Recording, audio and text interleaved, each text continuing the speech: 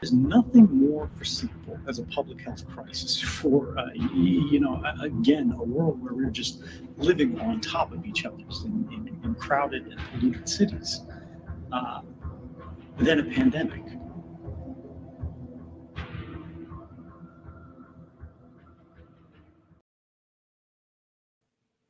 Welcome, everyone. This is the COVID Scientist Roundtable for Saturday, May the 2nd, 2020.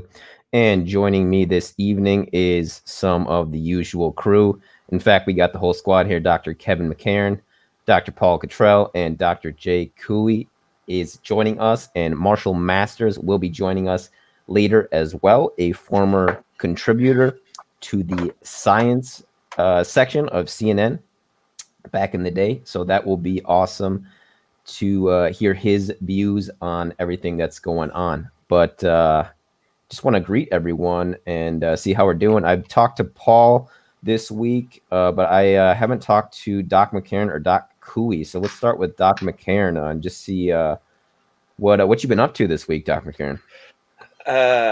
You have to forgive me. I'm still scared after the introduction that you just played. So,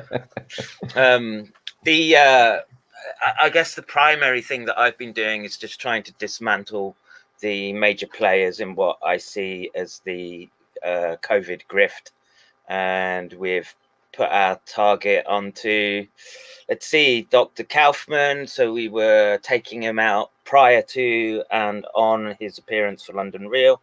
I'll be doing the same again when David Icke is on. We've dismantled Rashid Buttar, his sketchy past, his credentials, which don't seem to be real. And again, being another, it's not a no virus grift, but it's a it's not a dangerous virus, and therefore he's sort of climbing on the it's all an evil plan from the usual folks, and we have to defend our rights and our health. And if you don't buy his book, you're done for. And then finally, we got on to Dr. Judy Mikovits, who's grifting for the Xmrv viruses. These are the xenotropic or something. Even xenomorphs from Alien was close, but murine viruses, which she says are contaminating blood and the vaccines that are being given to children. And she's sort of like the queen of their little network and grift, and so she's the one that has the links to Fauci apparently. And no doubt there was all sorts of suspect dealings and interactions in her past. I have no doubt of that. But the Dr. Judy Smallpox Blankets, as we call her now, had a very a high impact study going to the journal Science about these XMRVs, claiming that they were in fact responsible for, or highly correlated with, in the blood of people suffering from myalgic encephalitis, fibromyalgia, those types of conditions, which, if true, would have been great and really fascinating. They do have a real clinical presentation, and are sort of, they sort of currently right now, they sort of sit between the rheumatology department and the neurology department with respect to trying to treat them symptomatically. But she is their queen. She's brought out the book to just hammer Fauci right at this time. And like I said, there's nothing particularly wrong with that. It's just that her science is fallacious.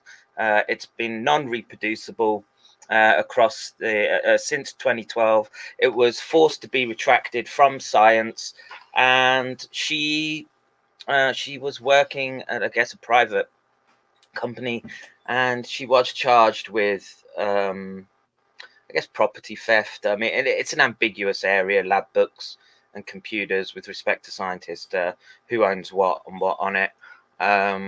But we've shown her to be again, coming into this melee of bad decisions and people sort of crowding around specific hobby horses that they want to sort of drive through. And I think we did a good job of painting every one of them this week and beginning the process of taking them down. So if people want to go, good you brought up Judy Mikovits, Doc McCairn, because I know Doc Cottrell and I were speaking just about her this week in passing. So that's definitely an interesting point we can all touch on. Before we return to that, though, I want to know what Doc Couey has been up to, because I did see your video, I think it was 2 weeks ago, Doc Couey, where you saw that a citation or bibliography had changed in a paper, and you spotted that. So I don't know if you want to share that or anything else you've been up to in the last 2 weeks, actually, because we didn't see you. That was something that one of my viewers sent me. It's just interesting from the perspective of it's like a small change. You could make the argument that they made the bibliography a little bit more ambiguous so that it would be harder to find the methodology used to do the things that are described in that particular paper. You could say it was a security thing too. It doesn't have to be to obscure the methodologies for this particular purpose, but for whatever reason, some of these papers seem to be removed or not included in the current manuscript version, and they're all methodological papers that are at least interesting from the perspective of giving a sense of what methodologies are out there and what possibilities are out there. And it's not very hard to imagine a combination of methodologies that could have generated a virus similar to the one going around now.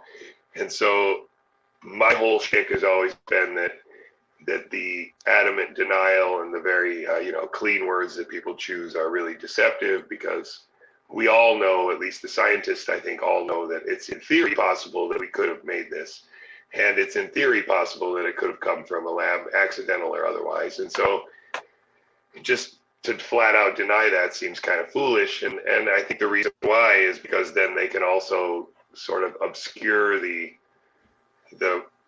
thicket of gray area that is vaccines for coronaviruses, and how difficult that is to do, even with viruses that we think we understand very well. There are always ways to make a vaccine that has adverse side effects. So the more costs you cut and the more mistakes you make, or the more assumptions you make in terms of vaccination, the more easy it is to make these kinds of mistakes. And so I think with respect to the myths that we've currently been telling, and the people that we've been hearing these myths from, this is the kind of thing that I've been trying to sort of hammer on. And I'm glad that Kevin brought this Judy lady up, because she just joined Twitter about a month ago or 3 weeks ago, and I immediately caught sight of her and was curious, because she does seem to have at least one legitimate paper that she's on that was in Science and said something significant. But then she tells stories about how she discovered the AIDS virus, or her boss discovered the AIDS virus, and then it was forced to be delayed until Fauci's boss could claim the discovery or something like this. I don't know. And so it's very difficult to know, who's trying to profit right now and who's, legitimately has a gripe. And there's not really much in the history of this woman to make me believe that she has a legitimate gripe. It seems like kind of a opportunistic time to come and start waving her hands, but I could totally be wrong. I haven't spent much time looking into it. My curiosity has been mostly focused on the mistreatment of COVID-19 as a possible reason why the death toll is so high in New York City, that the idea that if they would have set up the hospitals for failure with a combination of, preparatory explanation for what to expect and how to react to it, and so they may have been putting people on ventilators that in the end shouldn't have been on ventilators and maybe should have just had supplemental oxygen. And it all started with that guy that Kevin brought up a few episodes ago, and I've been following up on that with a lot of other, trying to find independent doctors willing to corroborate that, the idea that ventilators might actually be doing more harm than good. And so just think of all the hype that was surrounded ventilators on the news, and the availability of ventilators that that might have just set these doctors up for failure. You know, you put them in a high stress situation and you give them a tree of action, and on the tree of action, one of those branches is completely poisoned. That's pretty nasty. So I've been trying to figure that out in context of also Twitter has exploded with people who have been really eating the literature alive and doing my job for me. So a lot of the pieces of the puzzle have been falling into place real easy with the help of other people. So I've been able to focus on these other stories, which I think are really important, because remember, and then I'll shut up, we're talking about a very simple fraction, right, with a numerator and a denominator. And so any tweaking or fudging of these numbers, because the number on top should be very small and the number on top should be very big, then the fudging of these numbers can very quickly take us in and out of the range of you know, crisis. We need to call an alarm and everybody needs to hide until it's gone, or whoa, wait, it's not that way. And so I think that's why we need to be so careful about how we and sort of keep track of the deaths, how we think about the deaths, and how we move forward with counting. Because if all of this doesn't sort of sort out the way we expect it to, we just have to be honest with ourselves. When the numbers are there, you know, we should be constantly updating them so that we can make decisions as to how we move forward. We can't keep running blind. Let's say it like that. Yeah, definitely. And I think crowdsourcing is just so great. Like you said, Jay, it's just such a blessing for the internet to allow us to do that. But Paul, I know you want to add some thoughts on Judy. Well, yeah, I'm going to be interviewing Judy on May 15th for 2 hours. She has a pretty booked schedule. I brought her onto the channel a little bit earlier, but it took a while to get a hold of her because of all of her bookings. She's going through a handler, and it took me a while to have someone that watches my channel to know that contact information. But it's planned. It's scheduled on May 15th. I'll do a recording and then I'll do a premiere of it. It's not going to be live. In terms of believability, I'm on the side of Mikovits. The reason being is that she had a 5-year gag order. This is the reason why that she came out just recently. That gag order just lifted. So, you know, there's a big backstory that's going on, and she's not doing this for fame and glory. She was, you know, the powers that be basically put her into on the verge of bankruptcy, and that's Fauci and the gang. And if we align, if we think that Fauci, which I think we all believe this, that Fauci had a hand to play in the weapons program and is pushing for a messenger RNA platform and forced vaccinations dealing with this SARS-CoV-2 virus, Mikovits is probably an ally to the cause, not the enemy. I would you know, quickly but I'm gonna be, but wait, let me finish. So I'm gonna give 2 hours unfettered access to her story, and I'm gonna let her paint the picture, and I'll come to, you know, my own conclusion. I have not read her research. I have not read her 2 books, but I have heard or watched YouTube videos recently. I probably have watched about 4 hours worth of her content on different channels, and I believe her story from what I'm seeing on YouTube. But I have not read her books, and I have not read her research. So I would, I have looked at her science. Intuitively, I feel as though she's an ally. And potentially so. And I said that at the beginning. I said I wanted to hear what she had to say, because I have seen the type of sketchy dealing that she's spoken about in science, and I live in bankruptcy well, it's not bankruptcy, it's just monastic poverty that comes with choosing to take this career path. But she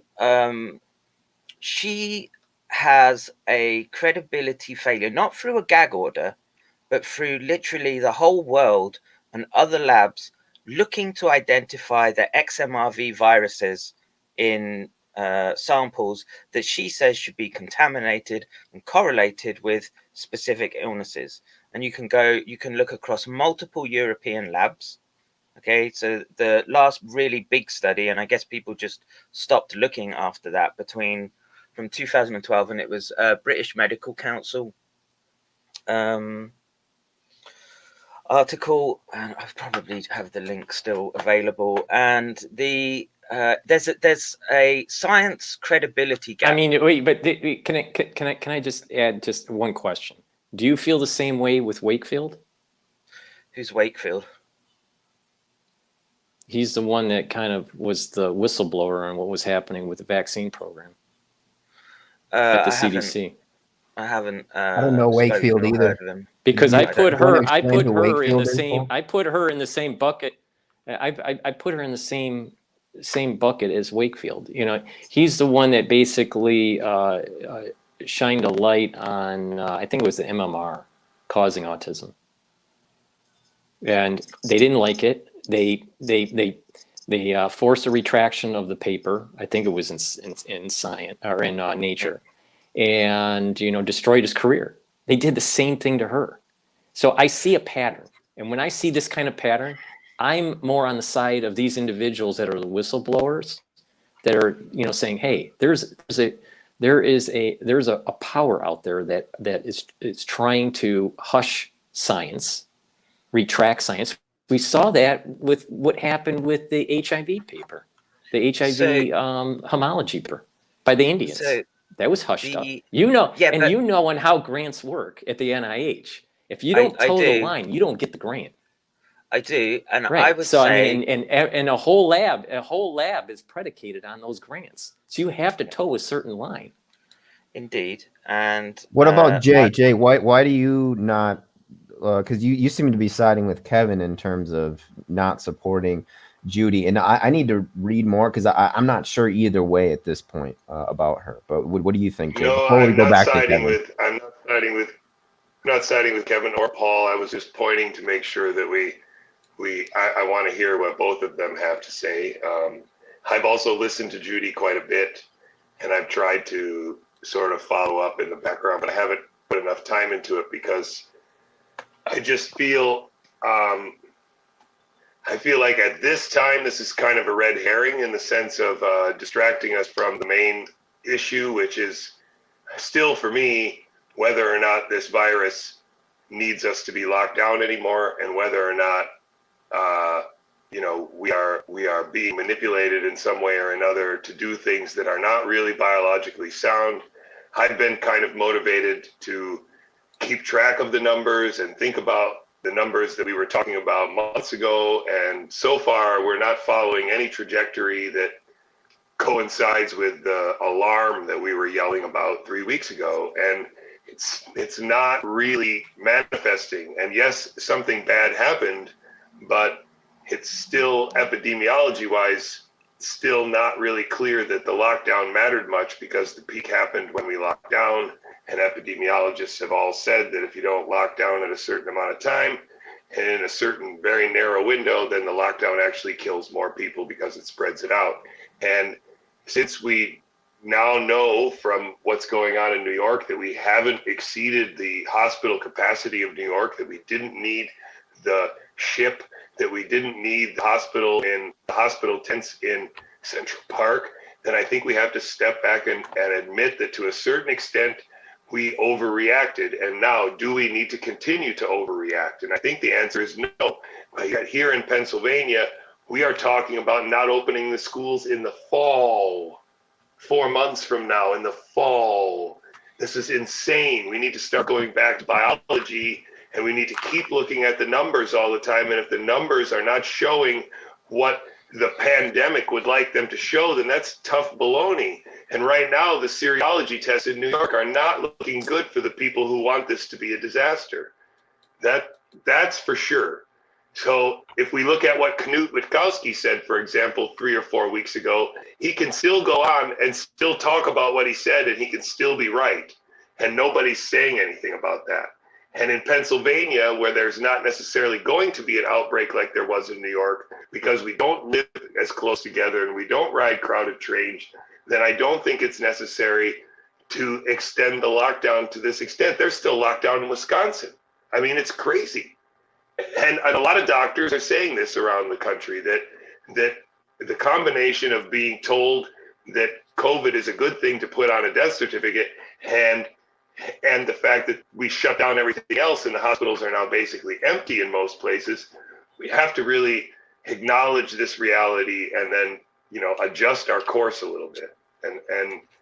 And this coming up right now annoys me, because there are a lot of people who are very fired up about it. And we know that the vaccine debate in America is a bomb. It's a landmine, because it's so easy to get labeled as an anti-vaxxer.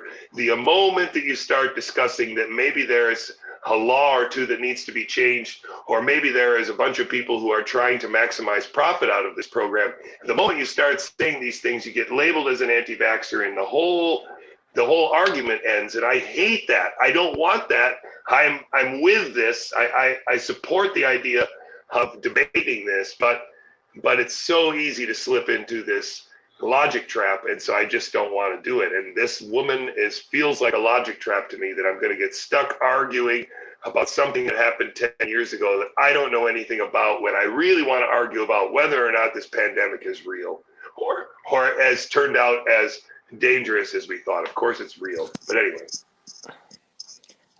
I think Dr. Couey has some really good points here, especially on the numbers, the epidemiological numbers for the first wave. There's a lot of unknown on the second wave, and we need to wait.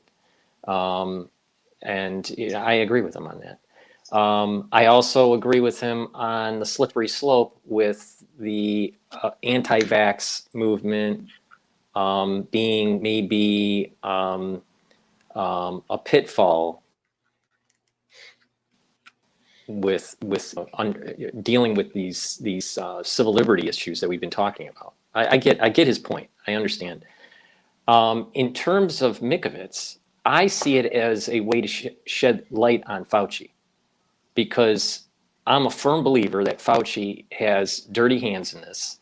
He was part of a weapons program in the United States, and he was funding a weapons program at Wuhan P4 lab, and light should be shined on him for investigation. So Paul, and hopefully prosecution. Let's try and keep Addy's channel intact. So there are direct instructions from YouTube to if you keep pumping the line that it's a weapons program, that they will basically demonetize and take down a channel. David, I got removed from Facebook and YouTube today. I don't know if you guys saw that. They were actually discussing that in the combo earlier in the comments. As I'm never. But was that talking? Yeah, but I thought he was pulled because of V7. I don't know. I don't know what the reason was, but I don't know if it matters. Does it? It shouldn't matter. But here's the problem. Okay. And I would put it in the context of the stream that I had last night, where I had a whole bunch of new people wanting to understand the neural complications around the SARS agent. Okay.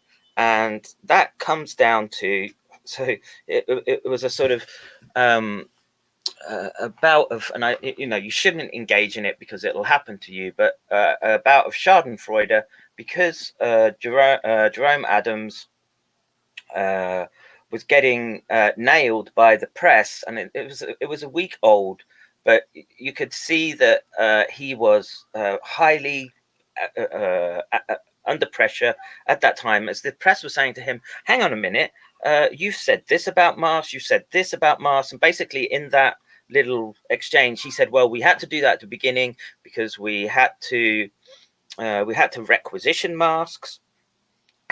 Excuse me. And we had to requisition masks, and in that under that sort of context, he's you could see that he was sort of collapsing, and he's not a general striding into command at that role. He's a man who was crumbling under pressure, And the pressure was, and he said it in the interview, and I think it would be worth playing right now. Addy, if you can find it, it's from, I want to say it's the 4th of April. No, it's a week ago. Yeah, let me. Yeah, could you actually send it to me if you? Yeah, so it's a 3-minute clip, and I'll just describe it, and then I'll let the others respond to what's happening and how I think the posture of the United States should adjust, because I've been arguing all along that the United States is such a massive country, okay, that not everywhere is New York. So you can't treat everywhere like New York until you've made the assessment of what's going on. So initially, I would say it was right, as they watched the detonation happen in Wuhan, to take a posture of, okay, we'll, for everyone's sake, if there's a dual-use component to the new SARS, let's just see what happens. I can understand that as a sort of posture to take. And now you sort of try to bring everything online. Jerome Adams stood there LARPing in his little gay uniform and basically had to say, well, most of our what we have is we have a massive spread by asymptomatics, and we are that's our problem right now. We don't know. All our modeling says it's coming from these people, and these people, I would argue, as we have to take into account this neurotropic component. Okay, so remember this. Kyle Siddell said the lungs are not so bad in these people. It's other things going on, and it might be this propensity to either attack the nervous system or go for blood.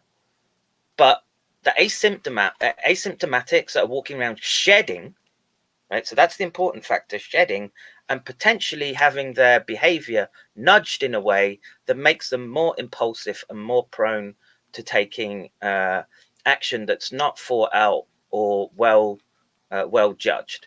Okay, and that's a big problem now, I would say, rippling across the country, and that will be used, right? The police, right, want to use all their new toys, right? And there's many people in the US that have lots of shiny toys as well that they think that they can take to the police.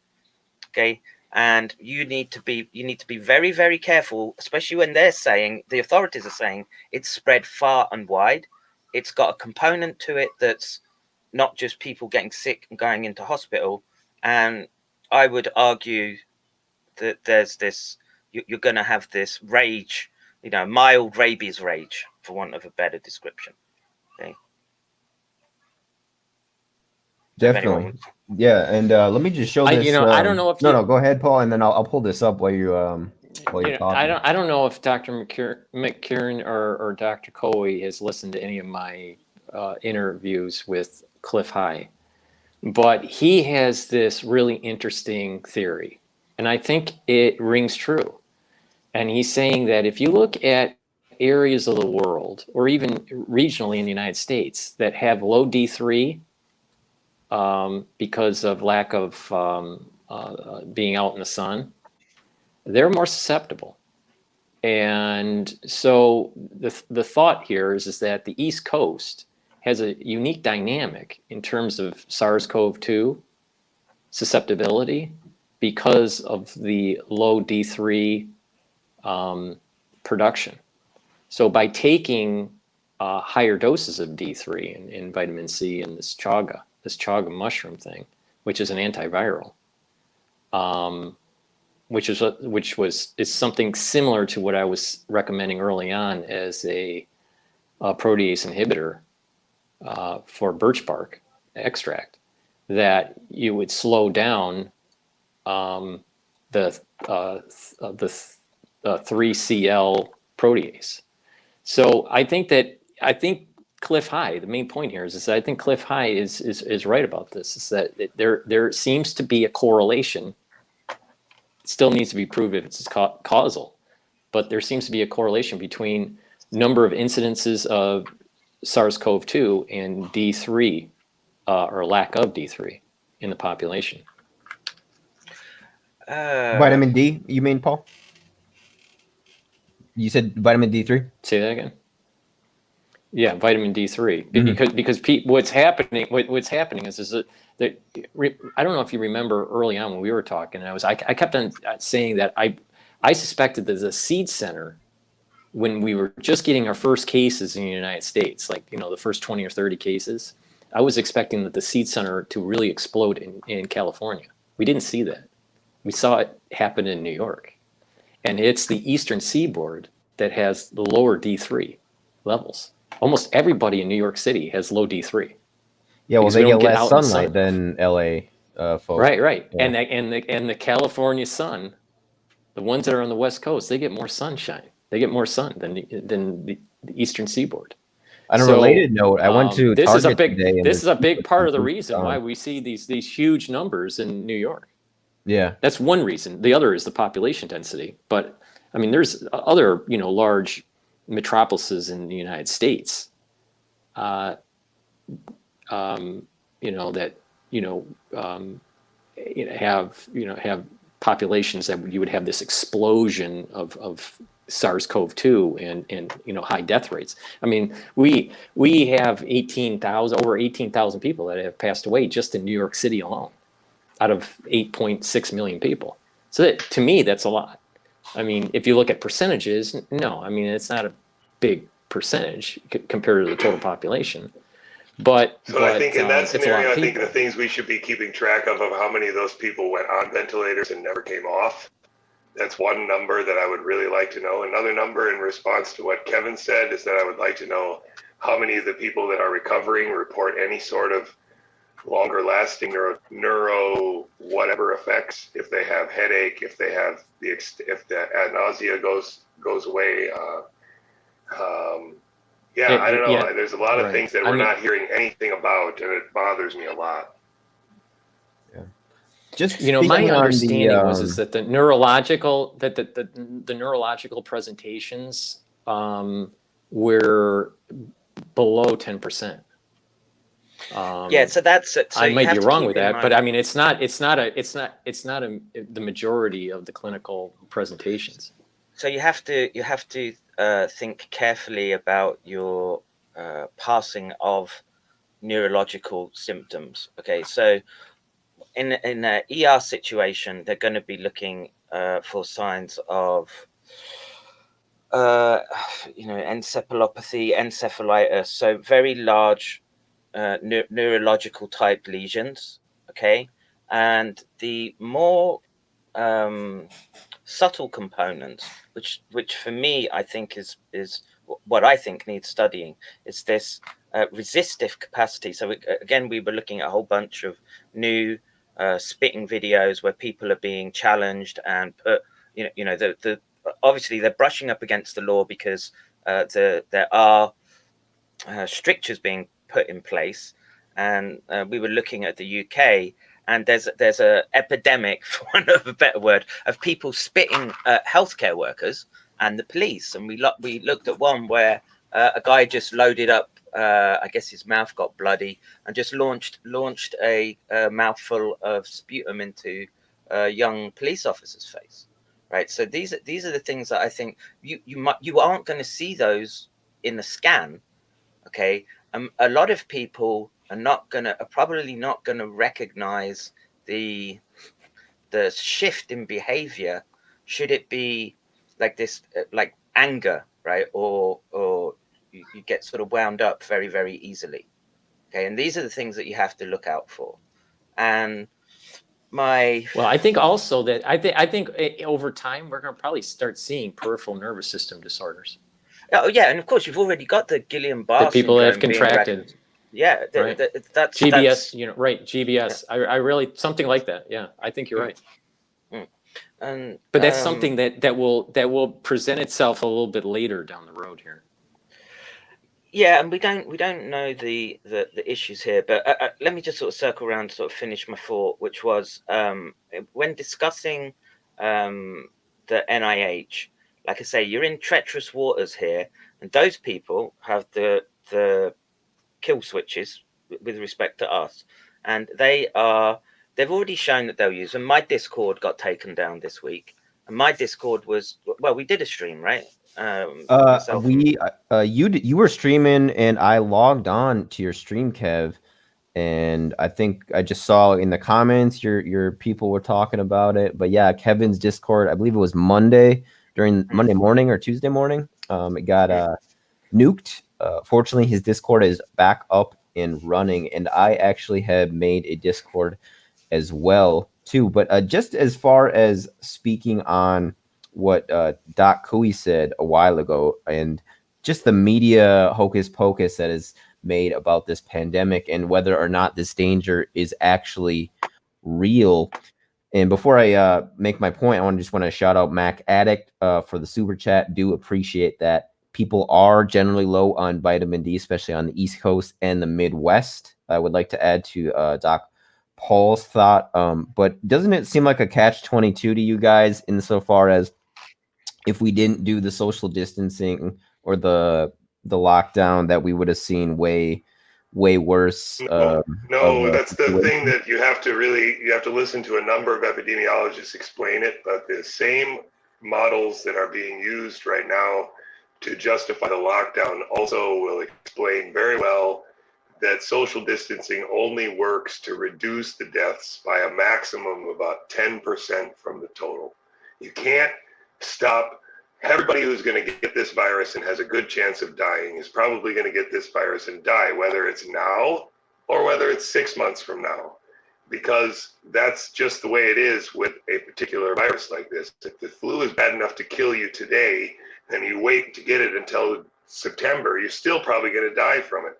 And so when the numbers all come undone, one of the things that the epidemiologists argue is that Sweden likely won't have a second wave because they didn't social distance, and when they're done, they're going to be done.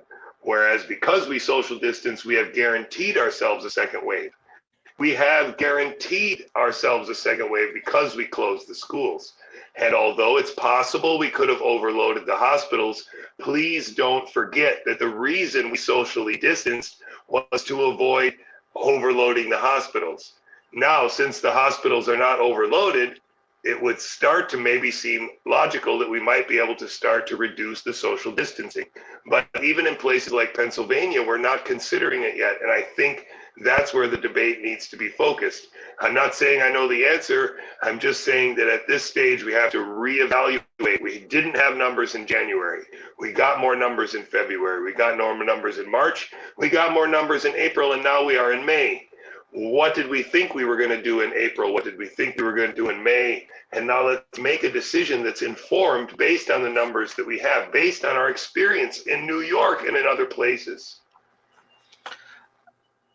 So I would say that there's a bunch of stats going around right now that include countries from Europe. Let me just quickly find it. And I don't know if you want to add to that, Paul, whilst I just sort of pull this reference, but I'll quickly say that overall death rates compared to 5-year averages, including 13 countries in the Europe and including New York as well, we are hundreds and hundreds of % above global deaths, right? It's not a valid argument, though, because we're not saying that there's not another virus here. We're saying that imagine if you had another flu. So last year you had X from flu. This year you're going to have 2X from flu. And we're not talking about it that way. But that's happened with flu. If you look at the CDC reporting for flu, 2019 into 2020 was bad, right? We were looking at it last night. Okay. Yeah. And they were saying people need to realize that because we've been in shelter in place for a while, our immune system has weakened.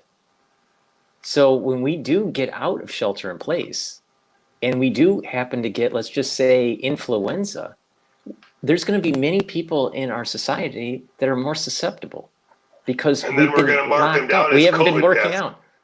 And then we're going to mark them down as COVID deaths.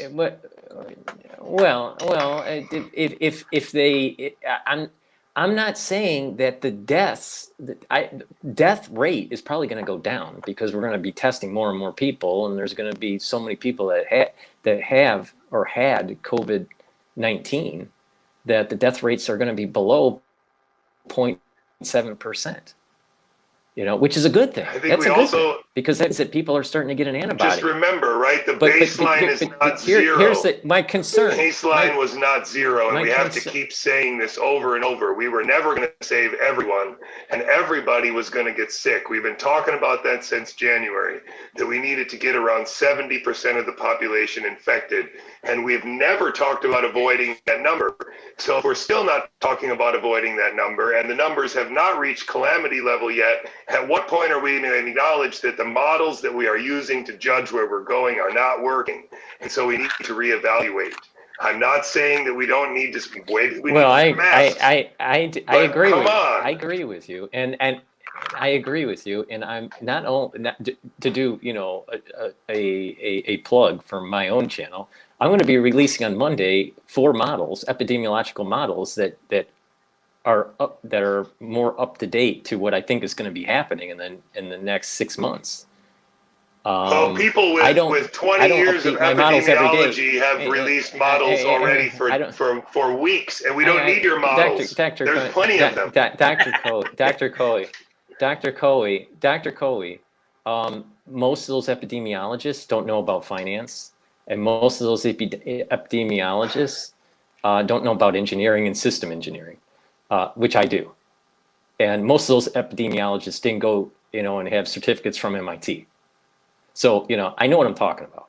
So, now unbelievable. I'm sorry. I've got to say that's a really poor statement, Paul. I mean, you're making yourself look a little bit weak with that statement. No. If anybody looks into your background, they're not gonna find surprises. The point that I'm making. Let's put it that way. The point that I'm making is that people, because they're in shelter in place, their immune system is somewhat down-regulated. All right, and that when they get out of shelter, who are you lecturing to? Who are you telling this that are around? Are you trying to convince me of this? I'm the one who's trying to tell you that my immune system is fine and I can go out right now. And I think we should. Everybody. Dr. Couey, I'm talking to the masses here that are watching this and that are going to be watching this over the next couple of weeks. So you're agreeing with me that we've created a second wave of illness just by staying home for 6 weeks. Thank you. So, well, I would just add. I am saying what I'm saying here is that especially places like New York, which have this high density, and we've been sheltering in place for quite a while. When we get out, we are going to be more susceptible. I'm concerned about a second wave, whatever that second wave is. Is it some sort of coupling between SARS-CoV-2 and influenza within the population, and it overloads or puts strain on the healthcare staff? You know what puts strain on people is loneliness and unemployment. That's a possibility. But what I'm more worried about here is what I'm more worried about, and I think your point is well taken. I'm more worried about the damage to the economy and how we already lost about $4 trillion worth of GDP. So this is very worrisome. If we do have a second wave and we have to go back into shelter in place again, we may lose another $4 trillion worth of GDP. Okay, so let's talk brass tacks here. Okay, stop there, please. What defines a second wave for you? How many people are going to have to get sick per day? What kind of thing are they going to have to ramp up for you to call it a second wave, or we just have to deal with it? Because the sicknesses are going to come. People in Pittsburgh are going to continue to get sick. People are going to continue to test positive because that's what happens when you use a PCR test like they're using. So what are you going to do? If we find out that there are many antibody positive, are we going to open? What numbers? When are we going to know? Because 2 months ago, we had numbers that we haven't reached yet. And now we've moved the goalposts again to an undefined point because people are talking about things that might happen, things that could happen, and anecdotal cases that don't describe the average. The average from Italy, why don't we talk about that? That 98% of the people who had died were over 80, and the average age was 81.2 years old. So it's really bad for old people. Come on. I would Okay, consider. then I would let's- consider. let's- You know, let's- I let's would do- Let's consider. do I something would to consider. just sort of simmer this down, and let's look at some data. Okay, so we can let's take another country. So the UK just published a study this week. It's a meta study of all the hospitals and all the patients, and I would say that's probably about as clean a data as you're going to get, and it will give you an idea of the distribution. Let me just see if I can pull that up. Well, I'll just describe the paper. But yes, in terms of demographics, there's a shift towards the old and the infirm that are going to be the target of this pathogen. Okay. However, men were much more likely to die, almost nearly 50% than women. Okay. And it was British Medical Council, Addy, if you want to look it up, and it's a total of 16,000 patients across it's a multi-center study, and it tells you that all age ranges become affected, and we also have seen the emergence of new and unexpected conditions. So one being for the doctors, it's not for us obviously, but was the Guillain-Barré syndrome. Also, the emergence of what seems like a COVID-related Kawasaki syndrome in children. Okay, and my perspective right now is, so because I'm not American, so I can sidestep much of the politics here, and I would add this to the discussion. Yes, it's right to be aware of the economic impact that this is having on well, there's another thing for but that's not the study I was talking about, but the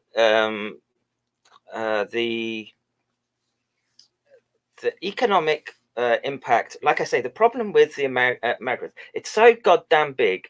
What works for New York and needs to be in place for New York is not going to work for wherever in the middle of prairie land, right? It's the wrong posture to take, and any wrong posture in this position leaves you vulnerable, right?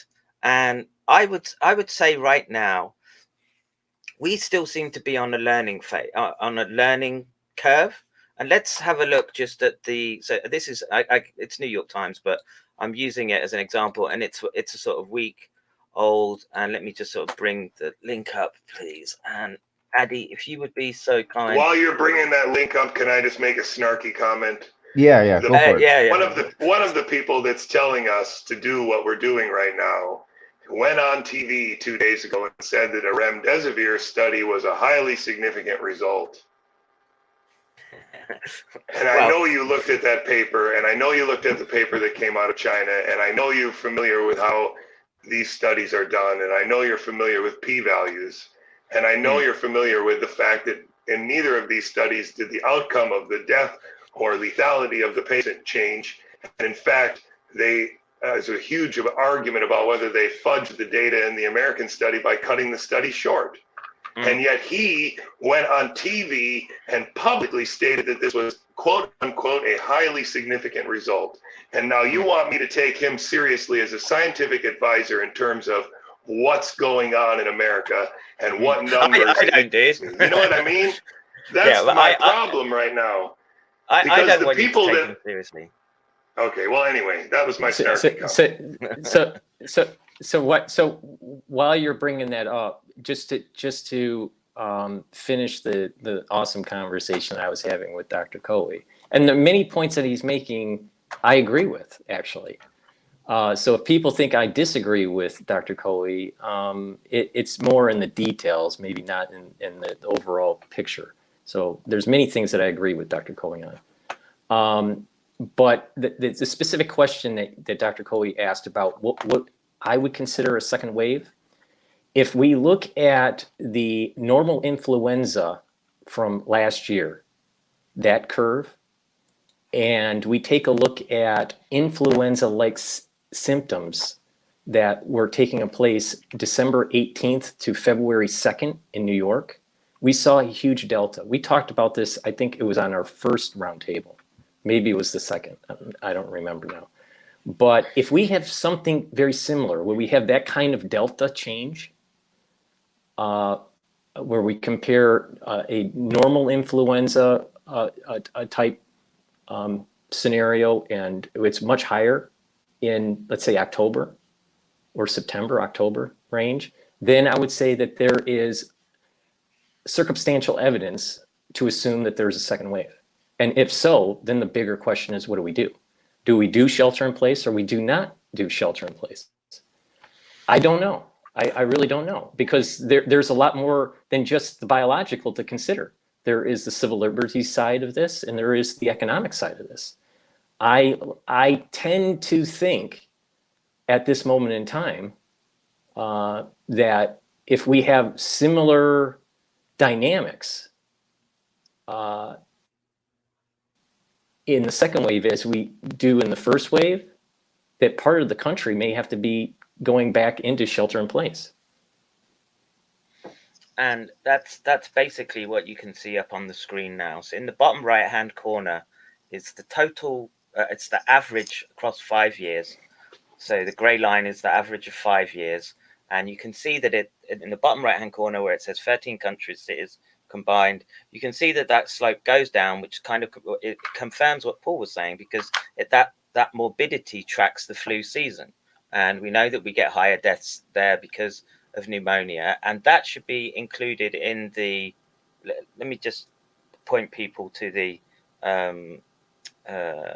figure itself, and then I'm going to package it and say, well, those are countries that we know are hotspots. Okay. Oh, just start with the obvious one, right? Sweden didn't lock down, and right next to it, Switzerland locked down harder than anybody. How's that for a comparison?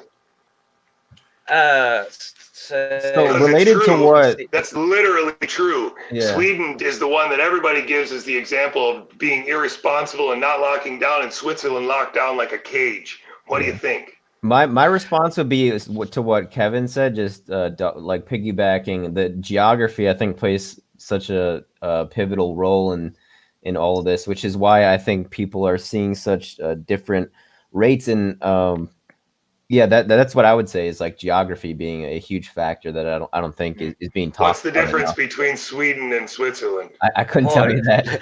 I can tell you that. Population density and the latitude. Right? That's ridiculous. Population density where? I've lived in both countries for multiple years. Tell me what you're talking about. Okay, so Stockholm is the only place where it's crowded in Sweden, and maybe Malmo. Okay, so those two countries are where you're going to see most of the death, probably, and you're going to just take it as what's the population density per kilometer squared. It's much lower in Sweden than Switzerland. Look at this comment. This comment is great. I think we need to open things up. People walking around with completely ridiculous homemade masks hanging off their faces, flapping around. They are moist. The people are miserable and pathetic. So again, well, I mean, here's an important. The comment. Even though it's funny, it has a serious tone to it, and that is there's a fatigue that is happening here. There's a psychological fatigue, and I definitely feel it. People in New York feel it.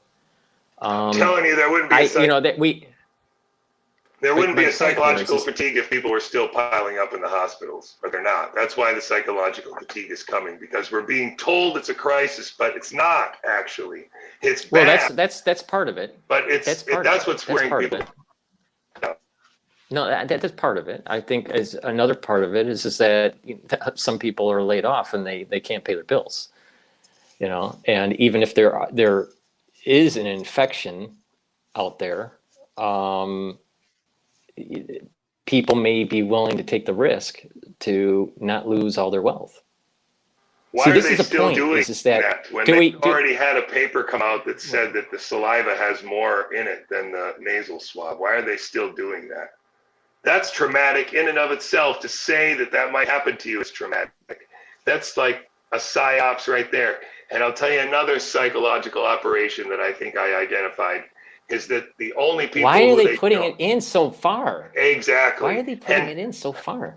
And the only Oh my people that God. they show that are Oh my God. protesting this are people carrying automatic weapons and Confederate flags, and that's not genuine at all. I think that's a real, Oh my God. that's a real terrible thing. I didn't know that they did this. Hey guys, Marshall Masters has just joined us from CNN. I'm gonna take off this screen. It's traumatizing me.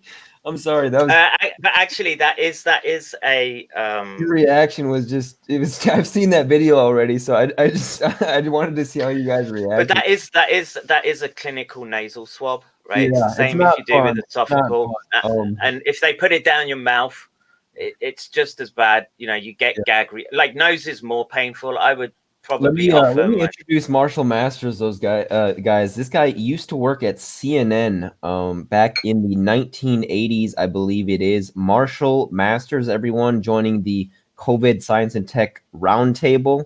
Marshall, how are you doing this evening? I'm alive. Great. You are broadcasting to us from California. So we got two people on the West Coast, one on the East Coast, one in Pennsylvania, and one in Japan. So that's awesome. All right. We're just talking about a lot of stuff. You actually walked in on a great time. We're watching this video of someone getting a nasal swab test. So that's where we were at. But what are your current thoughts on, I guess, just the science thinking and science talk in general of what's going on, Mr. Masters? Marshall. Well, you got to cut through a whole lot of fog to get to the truth. I mean, I have to be honest. I look at what I see now. In the 80s, I was there. Turner was running it then, and I was a science feature producer. Now, my beat was universities, and it was pure investigative science journalism.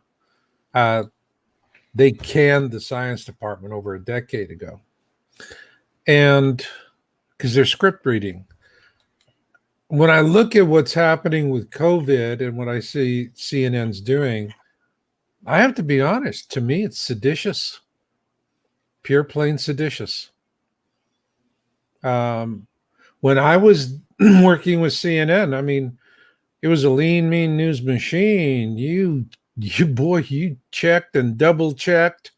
Nobody wanted to get dinged or sued or anything else. And there were guidelines, and you did good, competent reporting, and you'd be just fine. And now, I mean,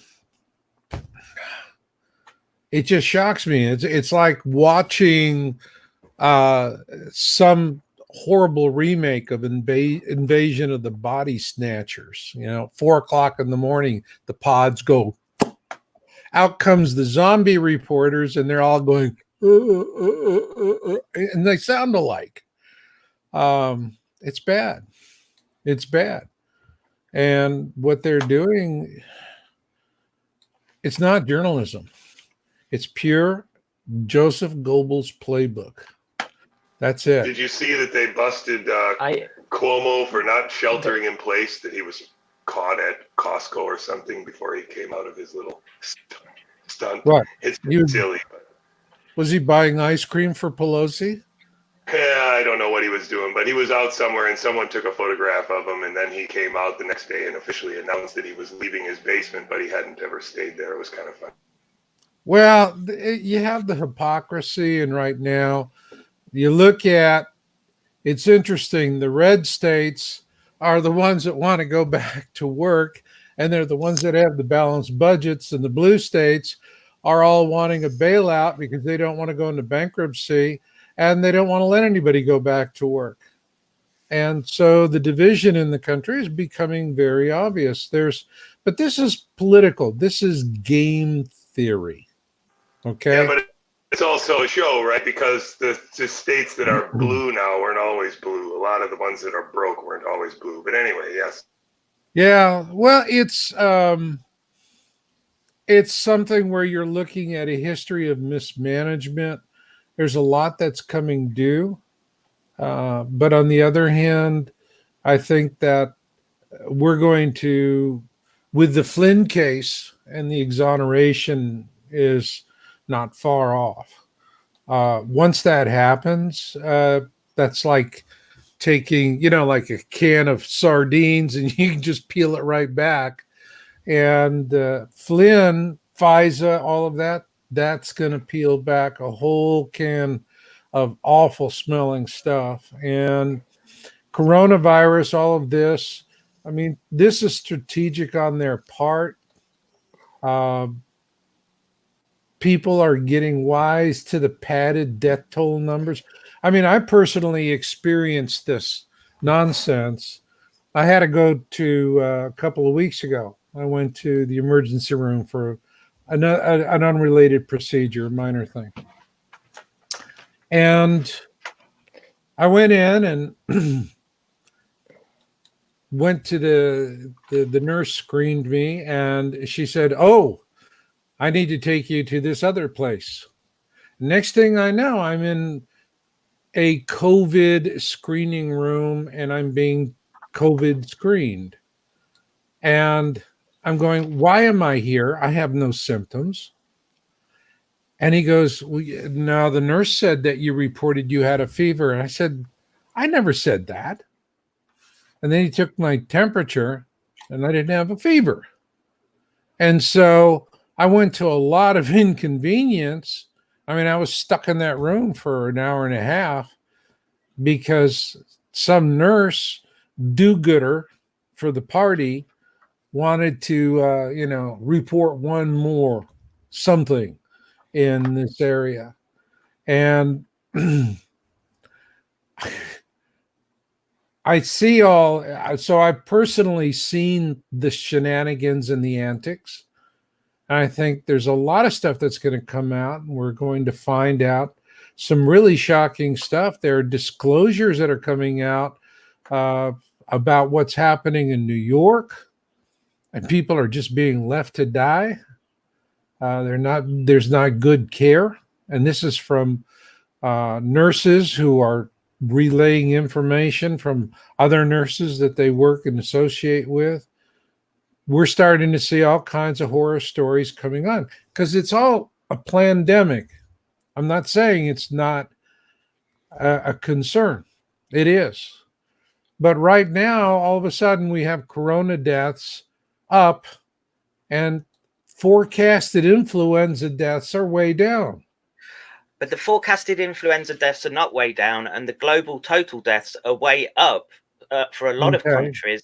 And for New York City itself, again, we just had them up on the screen, and they're even a few weeks old. And like I say, I can speak clearly about the UK's statistics, and they were having 6,000 more deaths against the 5-year rolling average than they normally would have. So that means they're not padding the figures. It means that there is an excess of death right now. Now, and what happens when they roll that calendar back and they show you what December looks like for a 5-year average? Because when you do that for America, that's where the flu bump is. Right, and so it's way in excess of the flu bump. So actually a good example is the Holland data. Addy, if you can bring that link back up. So if you look at Holland, you can see the 2018 flu data in that, which was a very, very bad year for Holland and way above the average. If you can bring that up, Addy.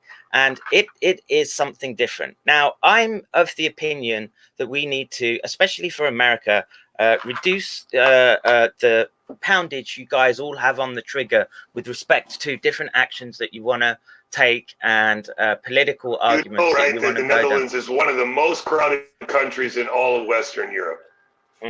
Right. I've lived there also for about 10 years. Like, everybody rides the train if they would go anywhere besides bicycle. So everybody's on the train. Nobody rides their car. And the Netherlands is one of the places where you would expect it to be very bad. That's for sure. And they don't have Britain in there, but Britain is equivalent. They don't have a tram system. Okay, but it is high density country. People, can I make a point here? People need to put this in context. Can I make a point? People need to put this when I was talking about the stats, I was talking about America. I wasn't talking about UK. Yeah, but there's the whole world is dealing with SARS, and I understand that. Yeah, but we're seeing evidence here, and it's being reported in our media and alternate media, and it's something where they're putting their thumbs on the scales. All right. Yeah, but Marshall, the alternative media in the US, right, is run rampant, right, with viral deniers, people that are trying to scam or gin up the current crisis with respect to their own little hobby horse that they want to ride in to, whether it's to take down the NIH. And you know what I would say, as someone who's has to live under the umbrella of the projection of American power, and I'm sitting much closer to the front lines where there's a conflict with China brewing very closely, that needs to be more of a focus rather than the sort of infighting which they want you to do right now. And you're seeing with respect to all these different special interest groups, and like I say, the traction that people like the no virus deniers, or if you want to look at the Judy Mikovits, that there's a problem with this Xmrv virus. All those people are a distraction. Jonathan is right that we need to be having a more dynamic approach to, not everywhere is New York. Okay, I lived in the United States for a long time. You guys have an abundance of space. Okay, but to say that there's nothing, right, is scientifically wrong. But also to say that it's it is the zombie apocalypse is also probably pushing the realms of credibility. Okay, so you can't, and especially, I know you guys are going to be America centric because you're living in there, but actually a lot of the world looks to the United States, right, as a sort of lead in how to do these things, right? And so a lot of my stream last night, and I put the link in the chat, Addy, is are you accusing us of being virus deniers?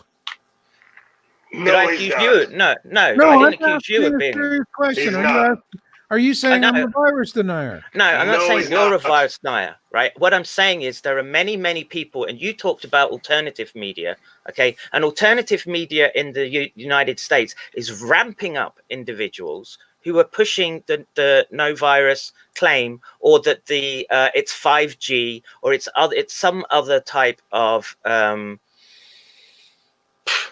call it what you want, because there's so many of them. Okay, whether you could go from 5G to just electromagnetic radiation, depending on the spectrum on which you want to operate. To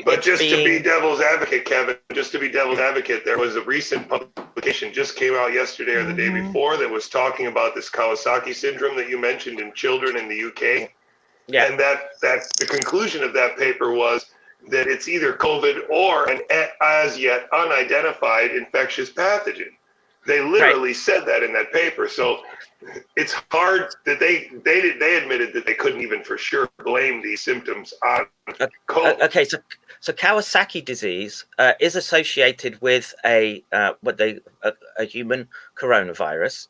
Okay, so if you go and check the literature for that, and we know that what we know is like I say, I would say that one of the best studies we have right now is the British study. I don't know if Addy managed to find it whilst we're all sparring and jumping in. And yes, no, I didn't find it, Kev. If you find it, just send it to me and I can. So I'll sort of finish up what I want to say. But the fact that we're trying to appeal to the authority of alternative media, when I would say alternative media, especially US alternative media, whether especially these conspiracy orientated channels. And look, don't get me wrong, I love watching them. Okay, but they're so far. No, but Marshall, by that fucking idiot. Okay, Marshall. Okay. Wait, somehow he thinks you're talking to him. So, did he just leave? Did we lose Marshall? Yeah, Oh, that's unfortunate. Go ahead, Paul.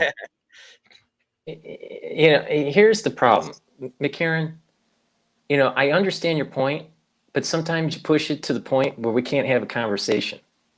So you need to sometimes cool it. Maybe I should. Seriously, you need to sometimes cool it. So I'm not speaking to him about no virus. I'm not speaking to him about there being no virus. But there's a massive problem now. But the thing is that the way it's presented. There's a nuance when you're dealing with human beings. I know you're a factual guy, but there's a nuance. We let these people come on. We let these people come on and spout essentially what is factual nonsense. You're treading on thin ice. With respect to what? You're treading on thin ice, and you're dealing with people. Science. Treading on thin ice with science. I don't think so. Listen, Addy, could you please? I need to talk. I really need to talk on this. Yeah, go ahead. Either he's going to be quiet. All right. This is very important. This is great. All right. It is not just the scientific element here. It is also our civil liberties. And actually, our civil liberties and our Constitution is far more important than the science. And it's about the human spirit and being able to get past this atrocity and convict the people that were a part of it. I understand that the science part of it is important. It's very important, but it's not the only component. And unfortunately, you're too focused on just the science part. And you have just lost an amazing conversation that we could have had with Masters. Well, I'll ask him if he can come on next week. It could be, I actually wasn't paying attention, guys. I was looking up something on Twitter to pull up on the screen. So I couldn't, but I'll go back and analyze and see what happened. But Kev, do you want to respond to what Paul said just there? Let me unmute your mic. Give me a second. Let me respond to what Masterson said, right? So he took an offense to something I said where I was not talking to him. I said that the alternative media has run amok. Okay, and we can name names: Kaufman, Andrew Kaufman, Batur, Shiva, Mikovits. That seems to be a nexus. Well, I don't know about Mikovits, but yeah, I see your point. But he didn't know that. He didn't know that. So you're going at 1,000 miles an hour, and he was just getting on the ramp. Right, but he immediately, instead of sitting back and listen, and I'll give you an example of how you should do it.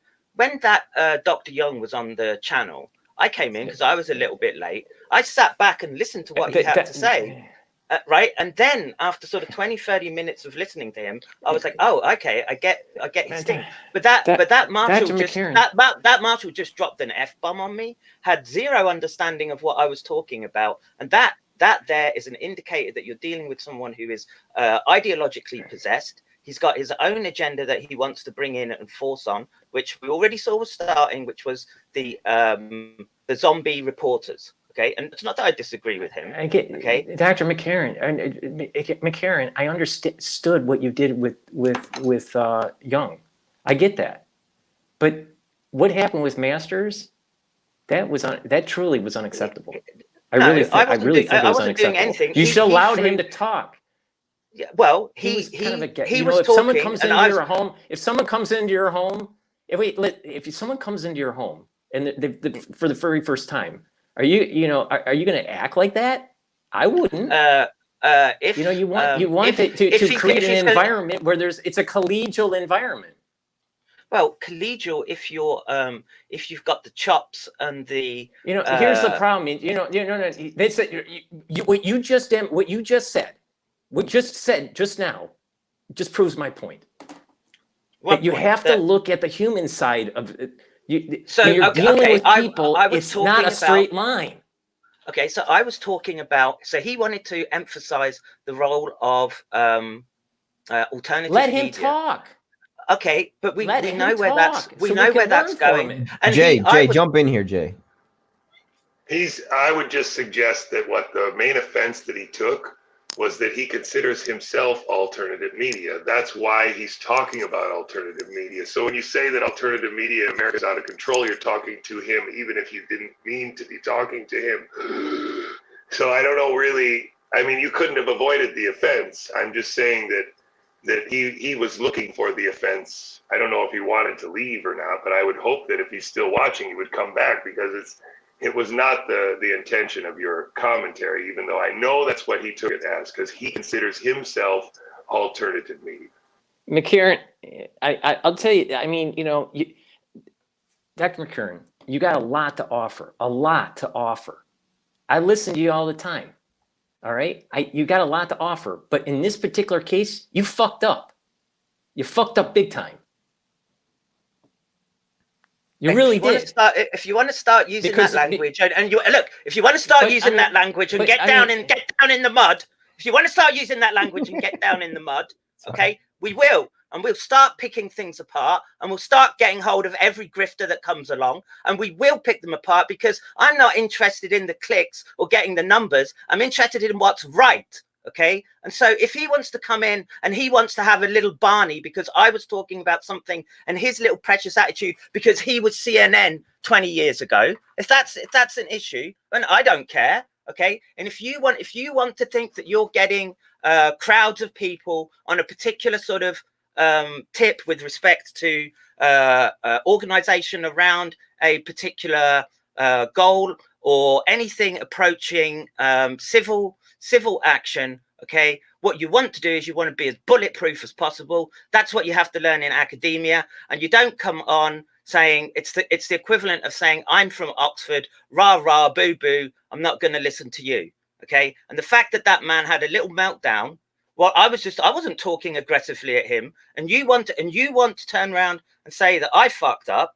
Well, I would say that individual obviously has a problem. He didn't like the way that this conversation was going to go, and he wanted to pull the ripcord straight away. Okay. Now, what does he want to offer with respect to the alternative media? Perhaps someone can enlighten me. But what have I missed that he would have brought to the conversation? I was happy to speak to him, but he pulled the ripcord, not me. We didn't even give him enough time to actually articulate his point. Well, let me jump in here. I guys. don't really. I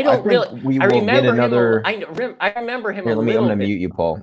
Just for a sec. I think we'll get another shot to chat with him, hopefully, in the future. I do think that our interview, my interview with Marshall, went well. So I think we are on a good accord. So hopefully he will be back in the future on the roundtable. But let's actually move on from this, guys, because we're at a bit of a stalemate here. But I wanted to show this video actually from Wisconsin. And I do agree with Paul, Dr. McCairn. I think you have a lot to offer. I think Paul has a lot to offer. I think we all have something to offer, but we also have different strengths and weaknesses as well.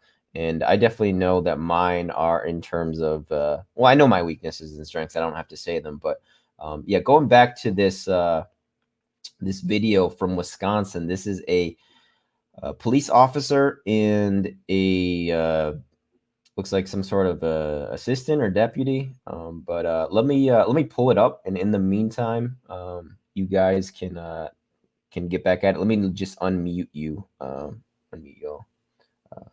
So if you want to, are you going to show the video where the cop is telling them not to let the daughter play at their neighbor's house? Yeah, have you seen it? It's hysterical, dude. In Wisconsin too. Like for me, that's mind blowing, man. Like it wasn't even in the city. It wasn't in Milwaukee. It was like out in the country, which is to me is ridiculous that that would happen. So yeah, but I think that goes to show you it's hard for me to believe that what you're going to show that these officers were not instructed to do this. Like they would never do this on their own. There was a meeting where they were told that we have to enforce this. Otherwise, why would they be doing it? I mean, it just seems very, very much not something you would do on your own. It doesn't make any logical sense coming from Wisconsin. That's not how deputy sheriffs go around. I mean, they just don't. I don't. Let's check it out. Watch this. It's cool. Well, it's not cool. It's creepy. But it doesn't sound cool to me. Hi, Amy. Hi. I'm Deputy Everhart with the Sheriff's Department. So are you aware that we're in a stay-at-home order right now? Yeah, obviously. By the government? Yes, I am aware. Okay, you're aware of that? I am aware. So I don't need to explain that to you? No, you don't need to explain that to me. I can if you need me to. Go. You can because your officer was just here 2 weeks ago, Okay, do you need me to and explain he it to you or explained no? it to me that you guys weren't enforcing that order. Oh, we're about to. So Okay. you understand it though? Okay. So why are you here? Because your daughter is going to play at other people's home, and you're allowing it to happen. They were over here as well. So Okay. are you And here? they've been talked to Okay. about it. So No, now I'm I talking to understand. you, Okay. and so either you can acknowledge it or you can argue. I'm acknowledging it. Okay, stop having your kid go by other people's home. Okay. I acknowledge it. Anything else? Nope, that was it. Apparently, there was some other. I issue acknowledged it. before I acknowledged Okay, it. good. Anything Thank you. else? Yeah, I need your last name. Amy, what's your last name? I'm not. Is there a reason you're asking for I'm it? adding you to the screen so we can document that we had contact with you. Is there a reason for it? Yep, because you're That's what violating a I'm state order, talking which is about. a. If you let me finish, that's what I'm explaining to you. Because you're violating. So you an came order. to an address I haven't and you don't violated know the an name order. of the resident. Document Mike, it's hilarious. with your name. We're here talking to you about that you said you just acknowledged. Okay. So then there's documentation. I would like to of see who the we law spoke that to. requires me to give you that information. Thank you. Because I haven't. What is your middle initial? I don't believe that I'm required to give that to you. Are Away we from the done house. here? No, we're not. Your Okay. middle initial and your last name. I'm not giving it to you. I haven't done anything wrong. Perfect. We got it. That'll be documented too there. Oh no, say now. So yeah, that's pretty ridiculous. I was just laughing at the accents, the Wisconsin accents coming out. But yeah, it's I agree with Dr. Couey, Doc J. I mean, I just don't see how anybody with a modicum of common sense could see that they weren't, encouraged, or at least have that thought that, yeah, it seems like they were encouraged to do that. Because like Jay said, they don't know the name of the house they're going to, which is like, come on, like, like law enforcement, that's again, I think here the most basic piece of here's info where the that they can common look sense up. part- So Here's where the common sense also comes in, right? Because if we were going to talk about trying to social distance with some degree of like being biologically informed, then the first step would be to say, let's limit our social circles to our immediate neighbors and the people that we see every day, and that's it. Rather than, the idea that you wouldn't be able to go over to your neighbor's house for a barbecue in the backyard is absurd, and that's what it sounds like that deputy is suggesting would never be allowed.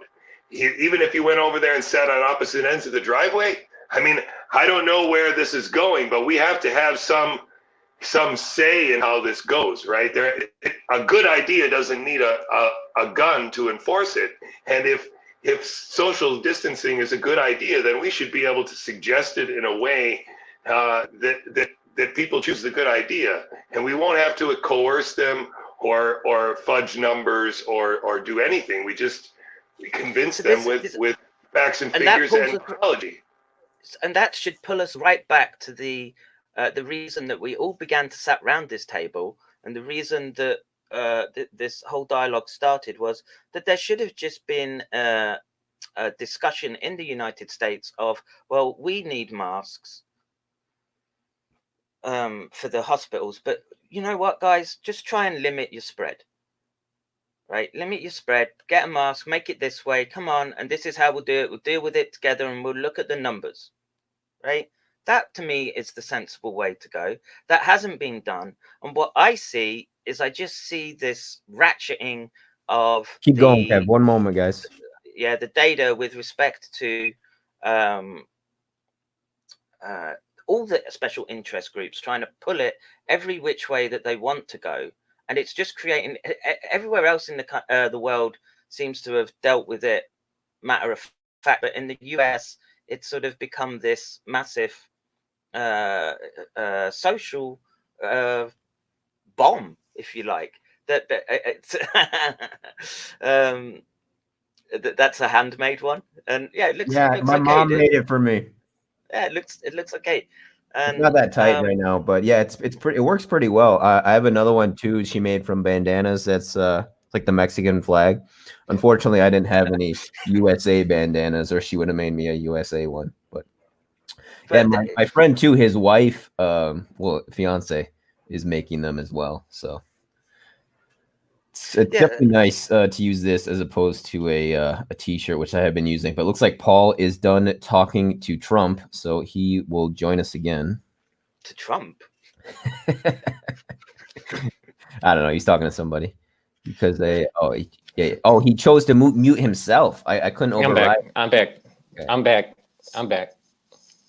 So So I was just interrupting Kevin. Yeah, go ahead, Kevin.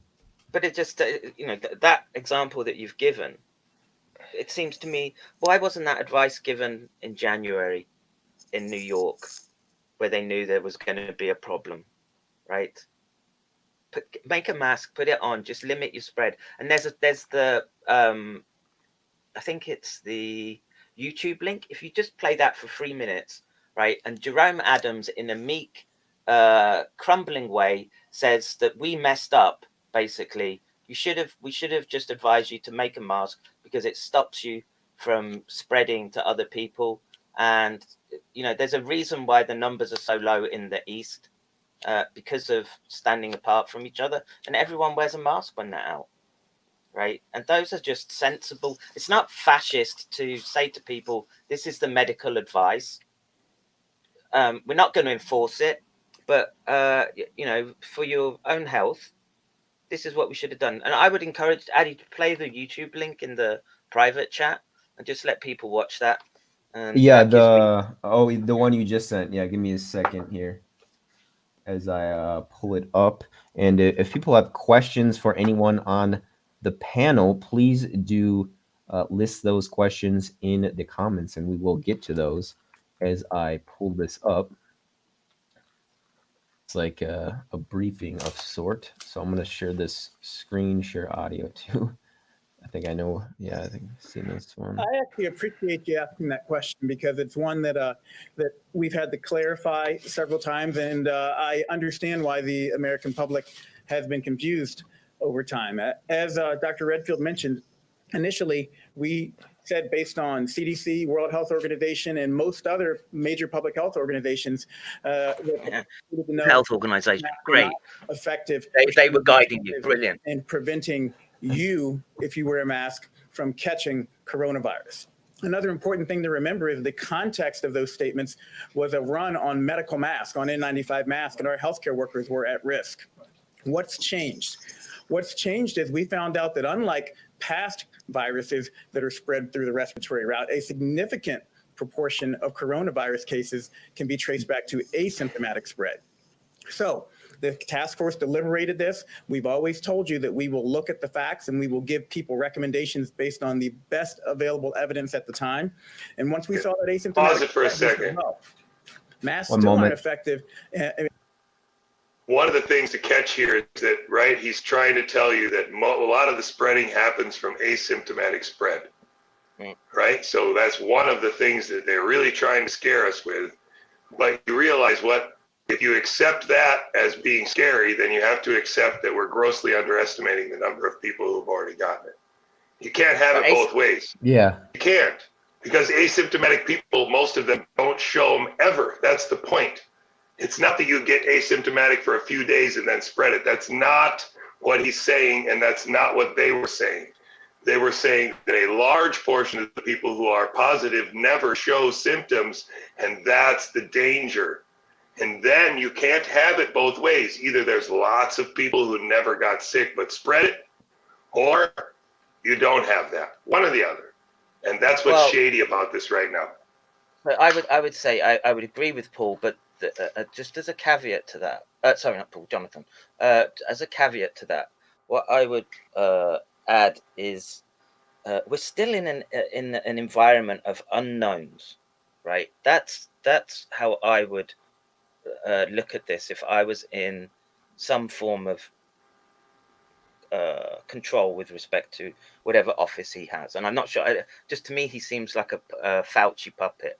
And he is, you look into him, he's tied to Big Pharma. They were who did his fellowship, Eli Lilly. And, if you want to start sort of picking at the surface, there's many, many areas where they can get wrong. And literally the whole point of this is that people have been disempowered from the most simple of things, which they could have used to control their environment, which was, the injunction to just put a mask on, folks. We don't know what's going on.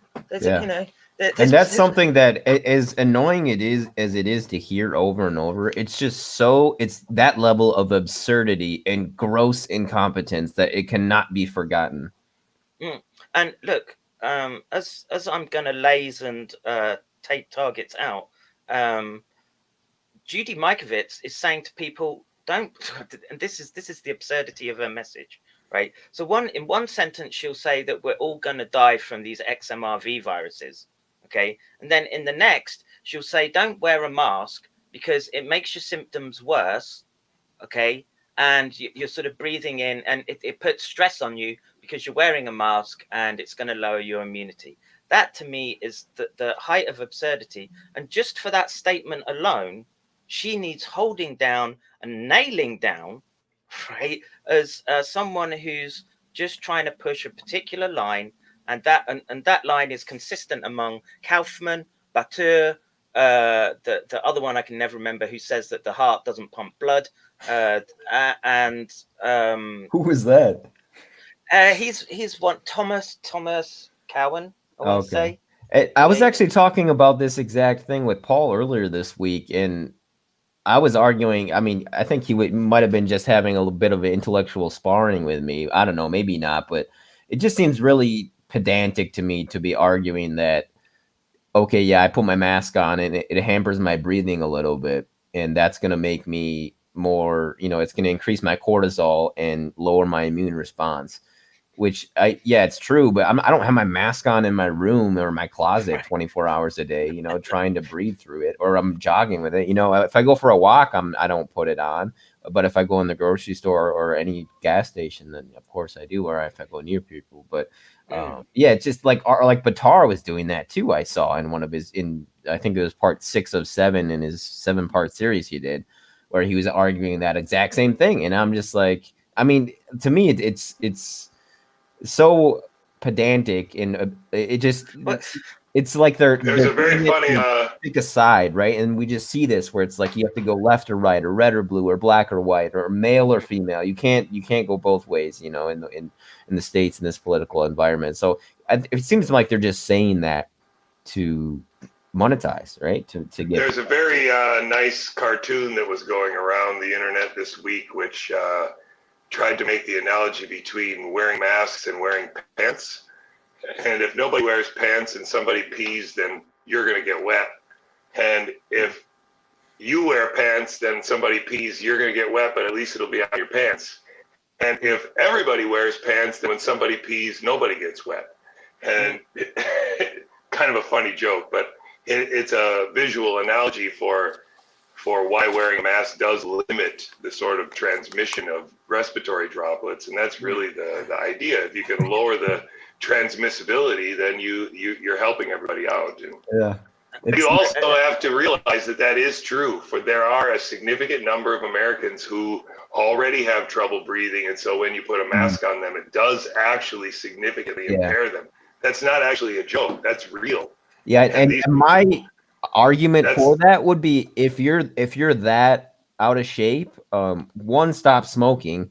2, get in shape, and 3, if you get sick anyways, you're probably fucked regardless. So it's like I'm not really counting those people who are having trouble breathing just standing, and maybe that's a dick of me because I'm 25. No, it's not. No, okay, it's not a dick. It's the polite thing to do, to say that we know we have people that have not even just made poor lifestyle choices. There are generally ill people, cystic fibrosis, other elements like that, where you are prone to respiratory or illness, immunocompromised. And like I say, it just, if you've got a political, if it's a political issue for you, that in a urban metropolis you might just want to put a mask on, and suddenly that's the epitome of the fascist state. Yeah, right. All over you, right? A flag or something. Right.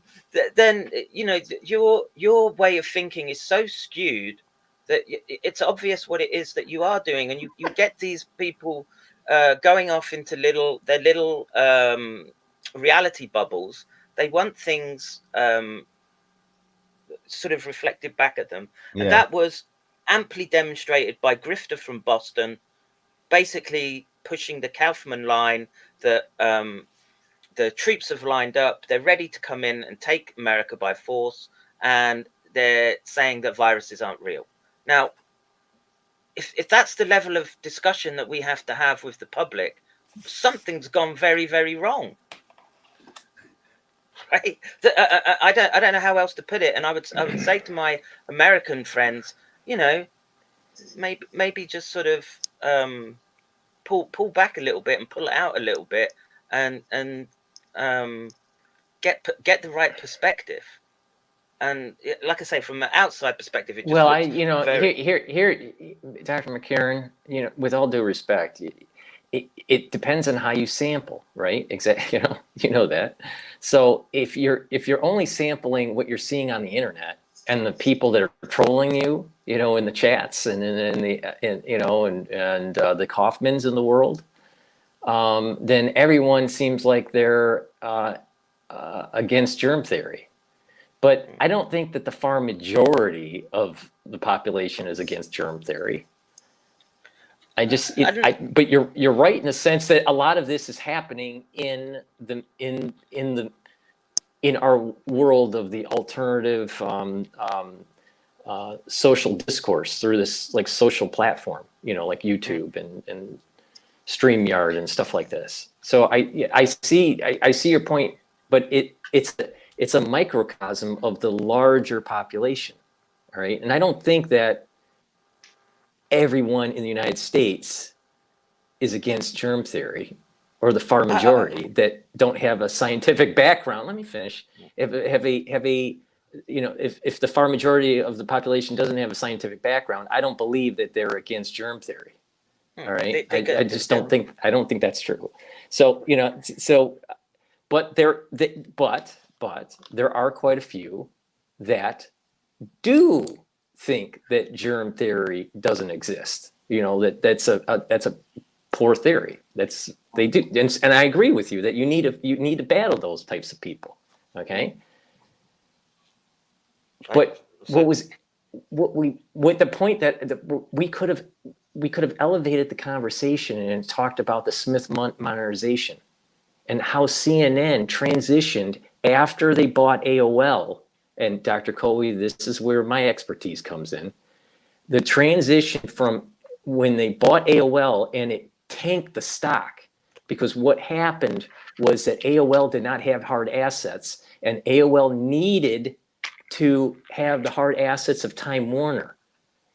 And it totally restructured the C-suite and the board at Time Warner, who owned CNN.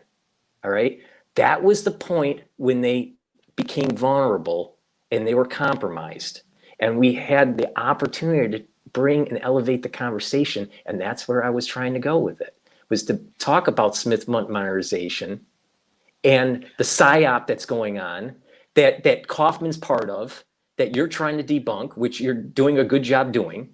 All right. But we missed that opportunity. That's why I said the things that I said. Hey, brother, look.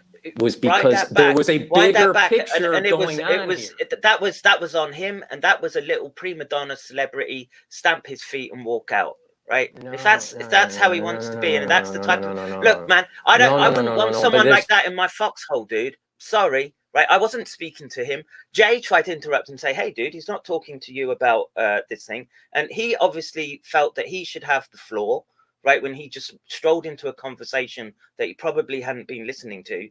And then had a little hissy fit and pissed off. Okay, I've seen plenty of people like that. Okay, and if you might think that there's value in talking to him, but he may not have had to be in your foxhole, but he could have been helpful by being in another foxhole, aiming in the same direction you're aiming. Good. I hope he is. And that was the point that I'm making. Okay, good. Let him do that. And I wasn't. He's on our side. We didn't hear about Nibiru. God damn it. and like I say, I wasn't even. I didn't hear that. Right. So he's into Nibiru. He pushes Nibiru, and all this is from Planet X, and this is where you, like I say, you need to probably be somewhat I don't know anything careful. about that. I don't know anything about that. So I have my head in medical textbooks. I don't know anything about Nibru. You know. Okay, so he does, and so if he thought he was coming on to be the star guest because of his alternative beliefs, and suddenly he was used to being in a softball environment, much like the Kaufmans are, much like all these people. I don't mind saying it publicly. Fuck them, right? I can be, I'll listen to most people, and I even like having beers, or used to, and talking about the idea of exosolar planets, and it's great fun. That's your free speech. You should be allowed to do it, right? But if you can't handle the rough and tumble of the mosh pit, don't be a fancy little prima donna special boy and expect to get special treatment. No, Sorry. But the thing is that we could have had the conversation about how CNN and these mainstream networks are compromised and how they're towing the line of the Smith We'll get him back, guys. modernization Don't of worry. We'll get him back, Paul. 2012. Like I say, you can say to him, I wasn't speaking to him. I was speaking, like, my grift, if you want, is pulling out these the Kaufmans, the Bateurs. But the point is that Kaufman is running under that Smith modernization. That's what's going on. You're battling the PSYOP. I know. So, but someone. So if we just extract it out. Did you see the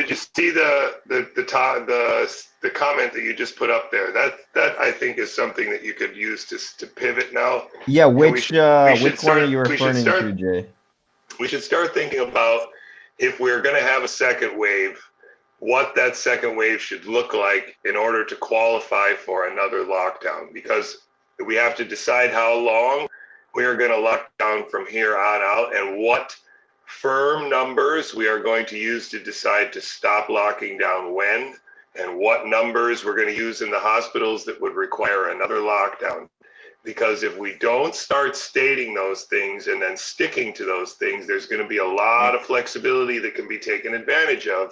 And I would like to remove as much of that as possible with numbers and biological discussions that involve, updated models and updated numbers, and a discussion between experts, not, one Republican and one Democrat, or one reporter and this reporter. I think we need to really have an informed discussion before we continue to do the things we're doing. That's what I think. And so it's a good question, because it's asking, well, how do we sort of frame ourselves strategically in the coming weeks to months? Okay, so let's pull some science up, which is the primate studies. So a lot of what I've been doing is you have to get to the point where we reach a consensus about the virus is real, and that you can satisfy the models or the theorems that say we are dealing with a agent that's going to make people ill. Okay. So then, can we also agree that there's a very good chance that our immune system can develop antibodies which are effective against it? Because if we don't also accept that part, then we can move forward and do convalescent plasma therapy for people who need it, and everybody else we can treat as the normal rules of biology and immunology still apply. At least if we can agree on that, that would also be great. Yeah, I 100% agree with that, right? Because I don't want vaccines. I don't want them pushing dodgy quinine derivatives, and I don't want them pushing remdesivir on people. And I don't want them saying that you've got to have X, Y, or Z to go about your daily business, right? And this would literally tie back right down to this is where you play right into the hands of the authorities, right? So let's take that situation of that very, please come to my door all the time in Japan, right? And they want to see my ID. Right now I just refuse to give it to them because they come so often, or I'll drop it on the floor, make them pick it up. But the point being that issue, that issue in Wisconsin.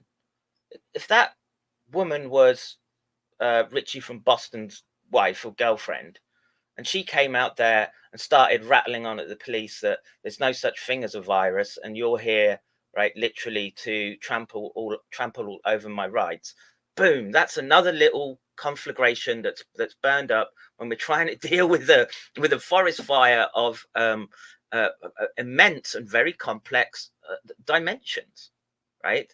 And I'm constrain it by the science. Yes, we need to get people exposed and protect those who are weak. And I would say the two papers, and I don't know if it's been published yet, I'm trying to pull it up right now, but the one where they've tested in Macaca mulatta, Macaca fascicularis, and marmosets. And I know this is probably going to be a touchy topic for people, but what that tells you is, even though they're all primates, there's a species difference between the response to the virus. Okay, so there's another factor that we have to take in.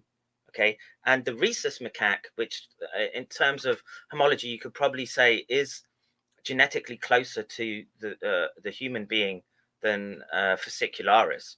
I mean, it's a smidgen of a difference, but this type of data needs to be put forward, and I want to see where are the people in command coming forward and saying, okay, this is we lost the war in New York and we're in a retreat, we're falling back, and this is how we deal with it. And I agree with Jonathan that probably the kids are at minimal risk, it seems, in my mind, and I think right now maybe a sort of limited sort of interaction.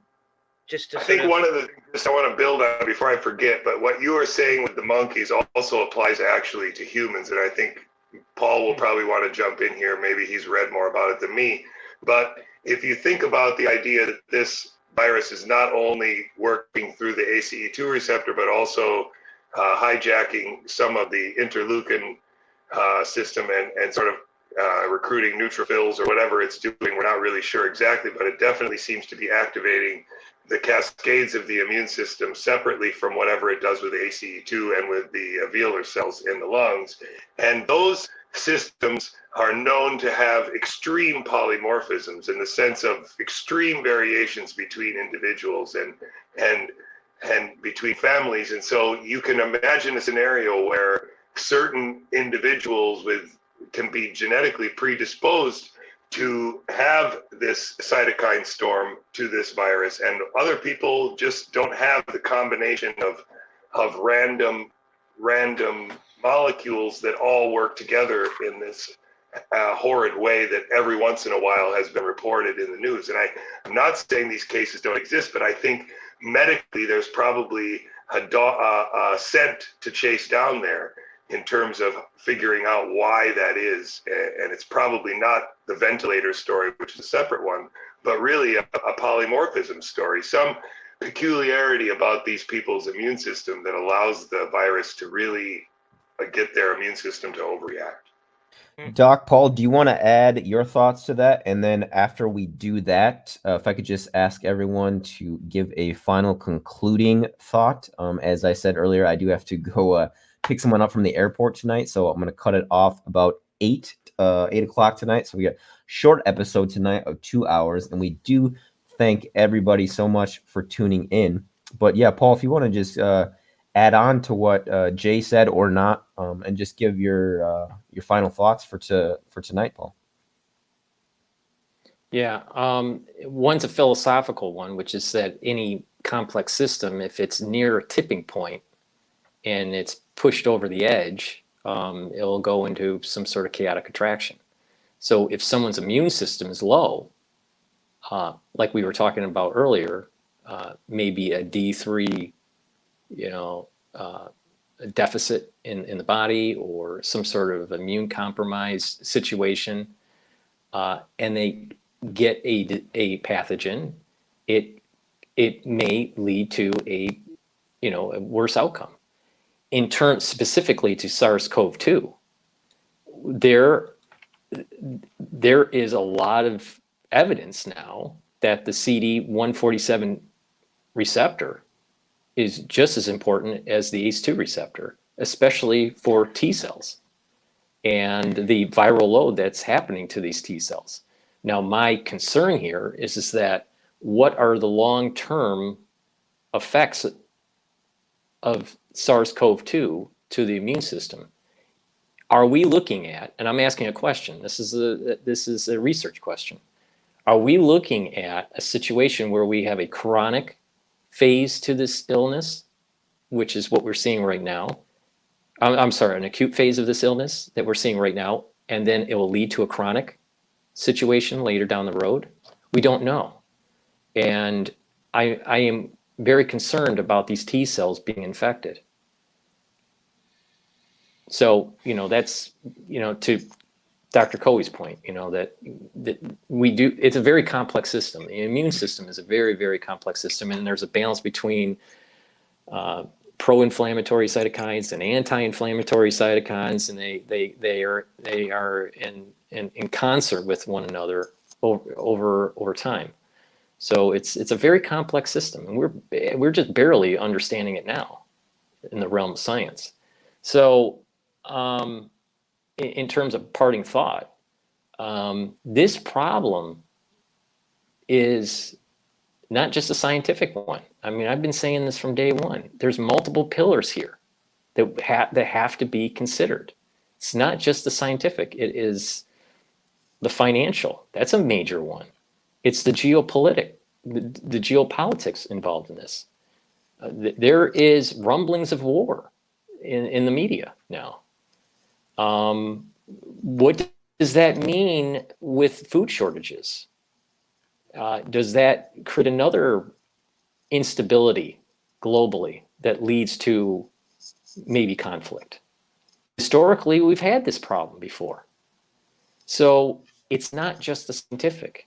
We have to look at the other variables. And, human beings, it's not A plus B equals C. There's a behavioral component that's very hard to model. So I think that we all can learn, all of us at the round table can learn from what has happened and transpired today, and try to do better going forward. Yeah, and I actually changed the name of the table. I changed it from COVID Science or COVID Scientist to Science and Tech now. So it's a working title. So it encapsulates more of what we are talking about. And I do think that was well said, Paul. And Doc McCairn, final thoughts for this evening? So I guess I would just sum it up as follows: that the cultural aspect needs to be taken into account. The cultural aspect is not just the United States; it's everywhere on the planet. And if A plus B equals mad projections about Nibiru, I would say, for the sake of reputation and being taken seriously, should we want to engage with the Faucis and the Jerome Adams of this world, it's probably best to look at that equation and say, well, it's a broken one, and it's no point. That's not an avenue to pursue right now, because we are getting a little bit of traction.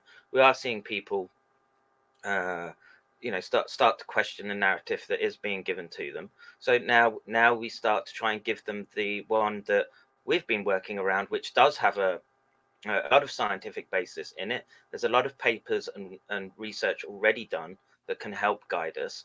And if we're going to speak to anyone, we need to be speaking to the sort of mid-size news and interview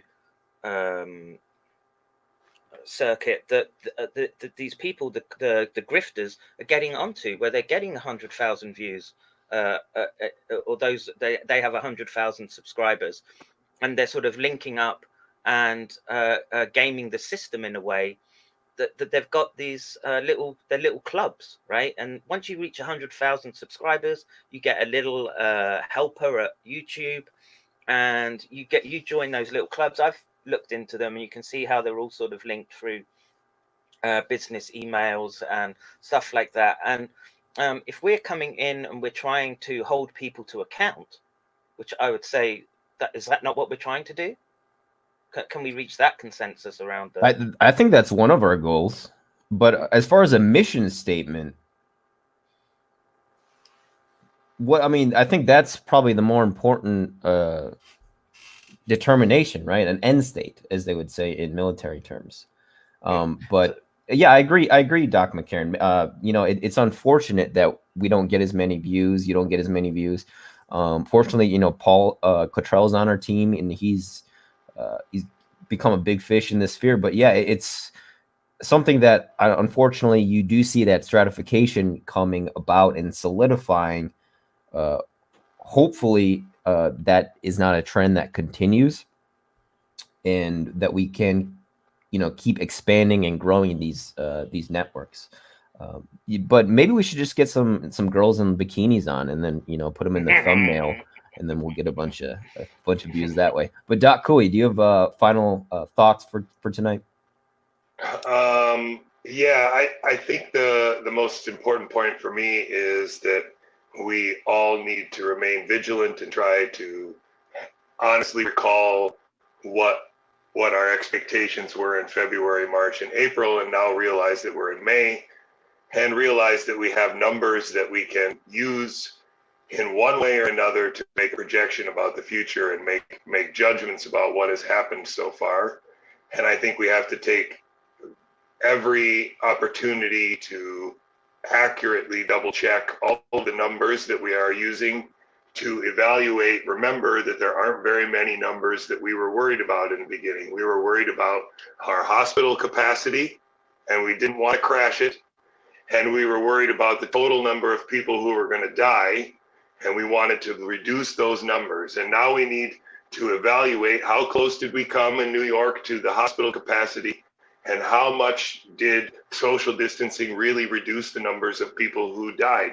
And we have to ask epidemiologists that question, not just news reporters and politicians, because the epidemiologists can give us from data from decades past what hospital numbers relate to population numbers, and we can make projections and estimations about how far this is in the population given the antibody serotests we've done.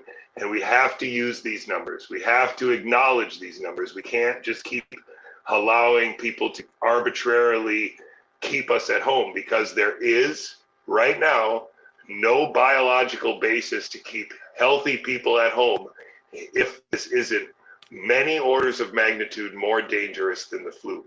You can't have it both ways, even if and we have to talk seriously about this actual number, because if it turns out to be twice as deadly as the flu, are we going to say, woo, that was a good one, we made a perfect choice? Or are we going to admit that, oh, wow, maybe we hit the brakes way too hard? Because I think if it turns out to be twice as bad as a bad flu, then I still don't know whether the closing of the the borders, or the staying people at home, will have actually made a significant enough difference. And I'm not saying I know, but I'm saying these are the things that we have to have serious numbers about and serious talks about as we move forward, so that we're not debating this about ephemeral or mysterious concepts, but we're talking about simple numbers, because there's a numerator and a denominator, and there's a capacity in the hospitals.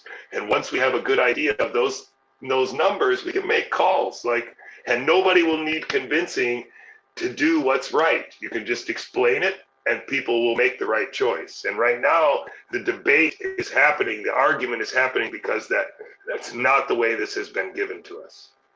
And we need to change that. Yeah. Well said, Doc Couey. And I just want to say thank you to everyone for tuning in this evening. We got a 2-hour. Oh, yeah, Doc McCairn, did you want to say something? Just let's be careful about not forming a circular firing squad around trying to root out the corruption in the NIH and Fauci. Let's remember that a lot of this mess did come from dishonesty in Asia, and let's hold them account as well. because we're very good at pointing the gun at ourselves, right? And we need to well, we're worrying about gender diversity in our ranks, okay? The Chinese are mobilizing, okay? And they have everything. They've got all the industrial capacity and they've got the numbers, okay? And those are the types of facts that I want to be working around, not you know, not the not someone's gripe from years ago about publications, because ask any scientist, they've had them, right? And I would just leave it at that and just say the first wave has passed. We're all here, still intact. Everyone's breathing, thank God. The numbers and the message is sort of getting out. Great.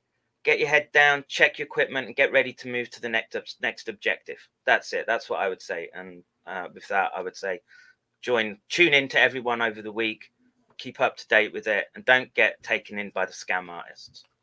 Well said, Doc McCairn. Check out Doc McCairn's channel, Doc Couey's channel, Doc Cottrell's channel. They will all be in the description box below, guys. If you're feeling really happy and you like this, throw me a sub and throw these other guys a sub too if you haven't already, guys.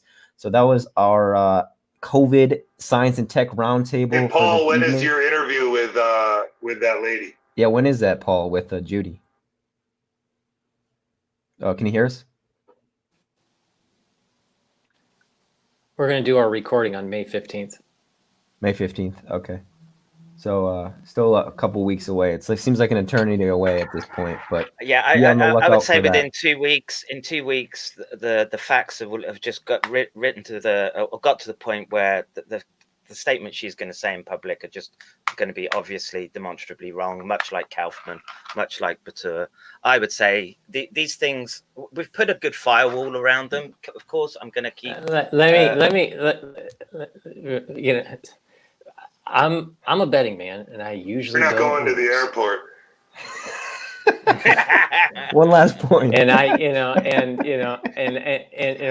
next week, guys, we'll go longer next week if you guys want, and I do want to if we're all able to. Well, next week, right? We can look at Mikovits, because I'm going through her stuff right now, and let's look at the history. I'm behind, man. I'm behind on doing because like there's it's just a lot of info, and that's another aspect of this problem is so hard, is weeding through where how you're going to spend your time. I think I have this problem more so than you guys because I have a lot more freedom that way. But yeah, so next week we will be focusing on Mikovits and other stuff as well that we pick up during the week, going over all our new info as well. Thanks for tuning in, guys, and until next week on the COVID Science and Tech Roundtable.